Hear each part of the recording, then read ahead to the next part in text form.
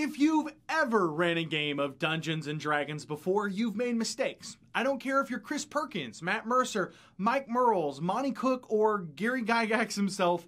We've all had little bumps and learning experiences, if you can call them that, behind the Dungeon Master screen. But what I want to talk about today isn't about Dungeon Master mistakes. No, I want to talk about something that is far worse. I want to talk about the absolute worst, most egregious sins that we as Dungeon Masters can make when running our games. The first thing that comes to mind is something that seems simple enough. It might even seem harmless enough when you do it, but it can have a devastating effect on your game and with your group, and that is to never, ever, ever, ever, ever tell your group or a player that might be hanging around after a game that you fudged a roll behind the screen. Guys, trust me on this one. And if you're an experienced DM who has done this before like I have, please back me up in the comment section. This is a huge mistake to make. I know the feeling when you finish a great game of D&D that had a super intense boss fight with a dragon and your party probably would have dropped instead of barely coming out as the victors if you would have just allowed the dragon's breath weapon to recharge instead of fudging the roll behind the screen.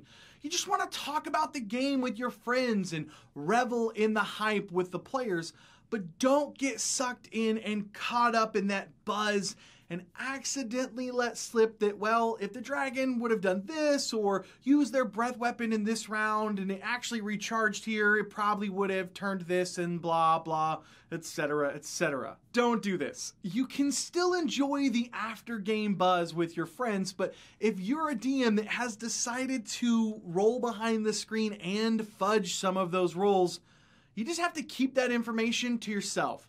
The moment you tell your players that you decided to keep them alive, you've in essence told them that their choices didn't matter. You've taken away from them one of the most enjoyable aspects of the game, which is freedom. There are a ton of other things that players could be doing that isn't Dungeons and Dragons, but one of the biggest attractions to tabletop role-playing games is that you have the freedom to make any choice you want. That's the magic of the game. But the moment you tell the players that you simply made a decision that you liked and that the dice didn't matter, you've essentially robbed them of that magic. So please don't ever tell your players when and if you fudge a roll. Not even once. The next Game Master taboo is showing favoritism. This is another easy to fall into trap that oftentimes you might not even realize you're doing it. While there are some more obvious causes like gaming with a boyfriend or girlfriend, the most common is much more subtle than that. And that's favoring players that you might consider more engaging, especially when it comes to roleplay. Maybe a player's shown up and has a 2-page background filled with plot hooks for you and is a master at using a French accent for their character. But that doesn't mean that you, as a Dungeon Master, can show them favoritism at the table. Maybe the other players are newer to the game or maybe aren't as comfortable with voice acting for their character.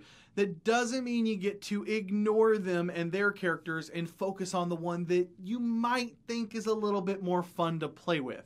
Showing favoritism in the form of constant story arcs around one character and too many magic items that are blatantly designed for your favorite player is a fast track to wrecking your game. So be mindful of how much your game revolves around just one player and one character and avoid this awful, terrible, no good Dungeon Master sin. The third big DM taboo is not preparing for your game. But first, I want to give a huge shout out to my sponsor for this video, Elderwood Academy.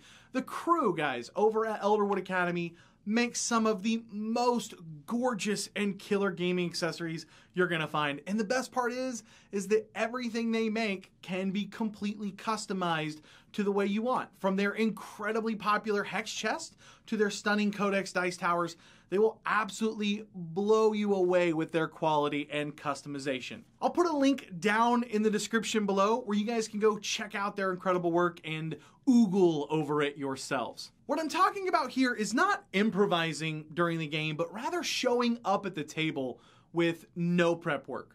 The bottom line is that this is just disrespectful to your players and group. Playing Dungeons and Dragons and tabletop role-playing games is a collaborative hobby. You aren't the only one at the table, and showing up without preparing anything for a game session is basically like you telling your group that their time isn't valuable to you. Because that's what you're wasting, your players' time. Now, I'm a firm believer that there are no great dungeon masters who aren't good at improv, and I have an entire video on running a campaign specifically built around improv that you can check out right there, and I'll also put a link to it down in the description below for you. But you still have to have some kind of prep work done, even if you like to run a more loose and improvised game. The next big Dungeon Master taboo is not setting the right expectations for you and your table. Whether this is done during a session 0 or probably more appropriately even before that stage, setting the right expectations for your group is literally the single most important thing you can do when putting together a game. And skipping this vital step can have disastrous implications for your campaign. Tell your players what kind of game you're running. Is it going to include heavy undead or giant themes? Tell them. Any special house rules you want to include? Tell them up front. Do you favor RP heavy or combat heavy games? Just get them on the same page with you. You cannot expect players to read your mind. And if you don't tell players what to expect or what kind of game you like to run, then you forfeited all rights to be upset when the game they come to the table expecting doesn't match your expectations. So don't commit this Dungeon Master taboo and just talk to your players.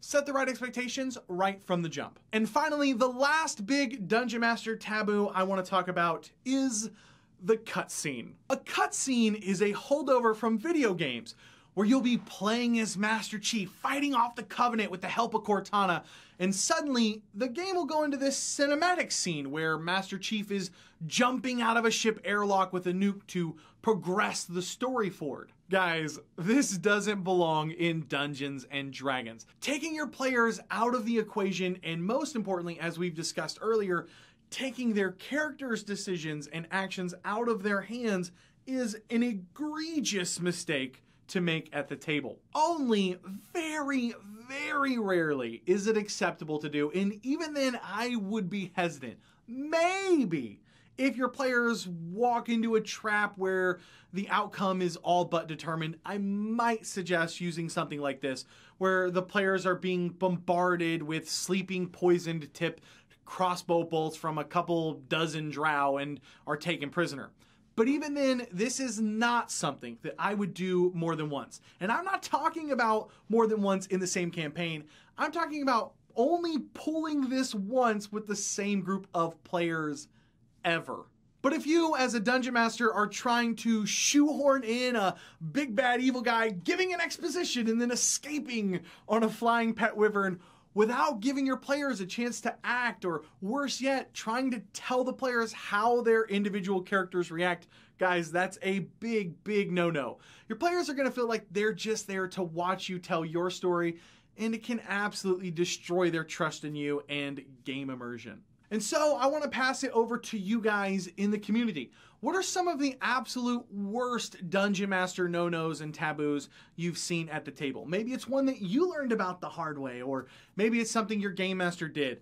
Tell us what horrible, awful, terrible things you've had to go through so that we can all learn and grow from them ourselves. Also, guys, if you like what I do on this channel and you want to support more content like this, we have some new rewards over at our Patreon page at welcomeadventures.com. From monthly maps to patron hangouts to grabbing some one-on-one time with me to talk about your current campaign, or even our new rewards where patrons will get to play in a weekly D&D campaign, dungeon mastered by yours truly. We've got some killer stuff over there, and all of it helps support the channel so I can keep making more content like this. If this is your first time here and you love role-playing games as much as I do, I'd love to have you subscribe. Every week I put out new videos on GM tips, player tips, tutorials, and more. So if that sounds like something you might be interested in, just hit that subscribe button right down below and come join us.